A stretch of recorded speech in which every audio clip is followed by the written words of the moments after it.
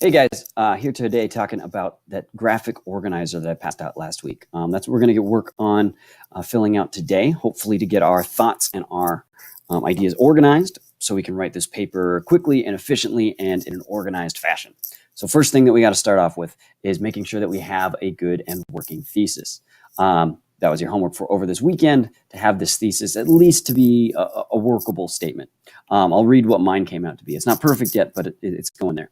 So my arguable statement is, over the course of the novel, Mark Twain uses his protagonist, Huck Finn, to teach readers that in order to be a good person, one has to learn how to fight complacency and take action to do good acts.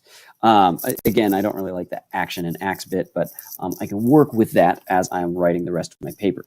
I like this thesis for two reasons. Number one, it is very specific about what I'm going to talk about. I'm going to talk about Huck and either his ability to take action against something bad or to sit back and let it happen. So it really narrows down the pieces and parts of the book that I'm going to talk about. But it's also very, arguable. I'm making a pretty broad claim about like why Mark Twain is having us read Huck Finn. Once I have my thesis, I have to start thinking about how am I going to back this thesis up? What types of things am I going to use to back this up? And where I might start is I might start with your evidence, and that could lead you to help create a claim, or you could create a claim and then go to evidence. Let me show you what I mean. I started with my claims just because I think they're a little bit harder to figure out, and I really wanted to just make sure that I had those solid before I moved forward. So my claim is an idea that I'm going to use to back up this. It's not something that happens in the story. That would be your evidence to back up your claim. For example, claim number one that I came up with is Huck begins the story without a willingness to take action against wrongdoing. Right? That's where he starts in the novel. That's my claim. And then I have to prove that that's the case. So the evidence that I might use for that would be that Tom Sawyer wants to play a trick on the slave Jim at Miss Watson's house. It's like way back at chapter 3 of the novel, or I think maybe in chapter 2 of the novel. And Huck's like, I don't want to do that, but I'm not going to stop you from doing that. And so right then we see Huck making an active decision not to stop Tom Sawyer from doing this. So my claim is he doesn't do wrongdoing, or he doesn't take action against wrongdoing. My evidence is that anecdote about him and Jim and Tom Sawyer. So I would go through the rest of this graphic organizer that way, creating your evidence and then figuring out, okay, what about that evidence can I say that's going to back up this main idea? So as you can see, my claims progress really, really well. First claim is this is where he starts. He won't take action. Then second claim is even as these actions get worse, Huck still doesn't take any action. He's just sitting back watching the Duke and the King lie and cheat and steal and swindle. And then finally, to show his moral development, remember that's part of my prompt, I have to get here and explain that he does finally take action. And the good things in the story come after he takes that action, once Huck stands up against the bad people of the world. So start with that. When you're finished with this organizer, then we've got to put it into an outline. I am going to make you create an outline for your paper.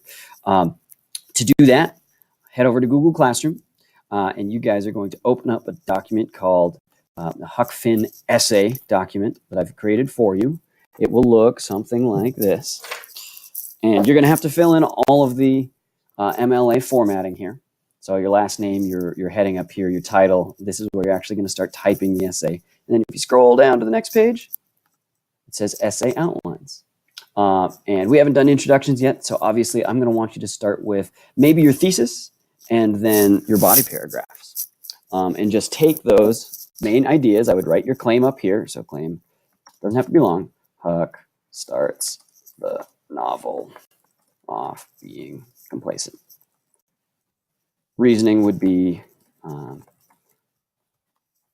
Mark Twain wanted to establish this characteristic early in Huck to show didn't take action. And this was dangerous. This was a dangerous. You go down. You see all the trouble that it gets in him later. And I can even talk about that. Gets in trouble. Well, I'm going to save that. And then for the evidence, I would just bring up the point of maybe something like this. Huck doesn't stop Tom's trick on Jim. And then I would put my direct quote and page number here. Notice how I dropped in my citation. I have my direct quote, which I haven't gone out and found yet. I haven't looked at my quote catcher. And then how I do page numbers is Twain 14, not page 14, not number 14, not P14, just 14. And then the period goes outside of all of that. So this is what I'm looking for your essay outlines.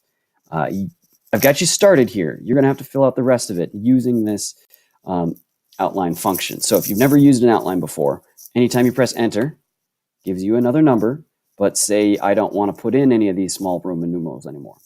You can hit tab, and it will move your numbers right. You can hold down shift and press tab, and it'll move those letters left. That way you can build the rest of your ideas. So this is paragraph number 2 idea. And then obviously working off of your graphic organizer to come up with these things.